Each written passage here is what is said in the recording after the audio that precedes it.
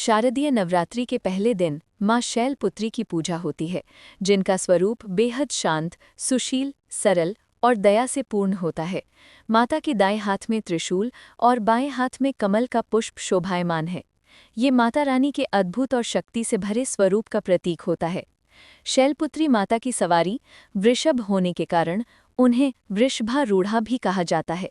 उनका तपस्वी रूप बहुत ही प्रेरणादायक नजर आता है। माता ने घोर तपस्या की, जो समस्त जीवों की रक्षिका हैं। नवरात्रि के पहले दिन इनकी पूजा और व्रत करने से माता विशेष रूप से कष्टों से मुक्ति दिलाती हैं। कोई भी विपत्ति पड़ने पर मां शैलपुत्री भक्तों की रक्षा करती हैं और उनकी सभी मनोकामनाएं पूर्ण कर देती हैं। मां शैलपुत्री साधक के मूलाधार चक्र को जागृत करने में भी सहायता करती हैं। ये चक्र हमारी शरीर का ऐसा ऊर्जा केंद्र है जो हमें स्थिरता, सुरक्षा और मानसिक शांति दिलाता है। शारदीय नवरात्रि के पहले दिन मां शैलपुत्री की पूजा होती है, जिनका स्वरूप बेहद शांत, सुशील, सरल और दया से पूर्ण होता है। माता के दाएं हाथ में त्रिशूल और बाएं हाथ में कमल का पुष्प शोभायमान है। ये माता रानी के अद्भुत और शक्ति से भरे स्वरूप का प्रतीक होता है। शैलपुत्री माता की सवारी वृषभ होने के कारण उन्हें वृषभारूढ़ा भी कहा जाता है। उनका तपस्वी रूप बहुत ही प्रेरणादायक नजर आता है। माता ने घोर तपस्या की, जो समस्त जीवों की रक्षिका हैं। नवरात्रि के पहले दिन इनकी पूजा और व्रत करने से माता विशेष रूप से कष्टों से मुक्ति दिलाती हैं। कोई भी विपत्ति पड़ने पर मां शैलपुत्री भक्तों की रक्षा करती हैं और उनकी सभी मनोकामनाएं पूर्ण कर देती हैं। मां शैलपुत्री साधक के मूलाधार चक्र को जागृत करने में भी सहायता करती हैं।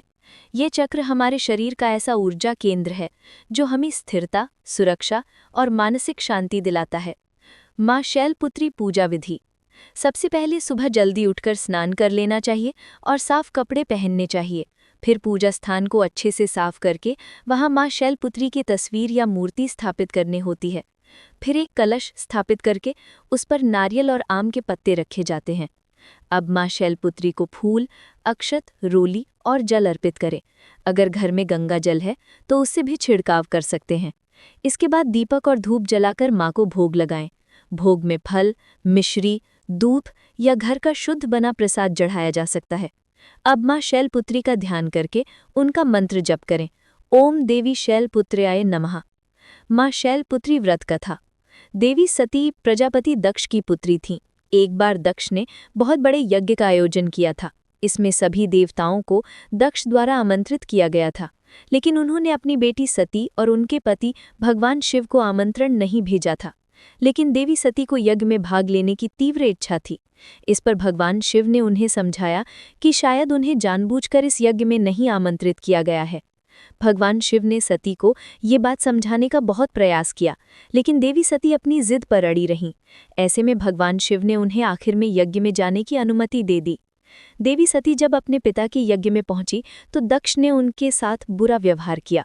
सती की माता को छोड़कर किसी ने भी उनसे सम्मानपूर्वक वार्तालाप नहीं किया और सभी उनका मजाक उड़ाने लगे। ये अपमान सती के लिए असहनीय हो गया था। अपने पिता प्रजापति दक्ष द्वारा किए गए अपमान के चलते सती बहुत आहत हुई। जब भगवान शंकर को ये बात पता चली तो वो बहुत क्रोधित हो गए और दक्ष ने भोलेनाथ का अपमान किया, जो सती को बिल्कुल पसंद नहीं आया। उस समय देवी सती ने खुद को अग्नि में जला लिया। भोलेनाथ ने क्रोधित होकर दक्ष के यज्ञ को नष्ट कर दिया। इसके बाद सती ने अगले जन्म में शैलपुत्री के रूप में जन्म लिया और वो हिमालय की पुत्री बनी। मान्यता है कि शैलराज हिमालय की पुत्री के रूप में ही सती का अगला जन्म हुआ था, इसीलिए उन्हें शैलपुत्री कहा गया, जिनका विवाह भगवान शिव से हुआ और वो दोबारा उनकी पत्नी बन गई। धार्मिक मान्यता के अनुसार मां दुर्गा के शैलपुत्री स्वरूप की पूजा अर्चना करने से जातक की सभी इच्छाएं पूरी हो जाती हैं। वही कन्याओं को मनचाहा वर प्राप्त होता है।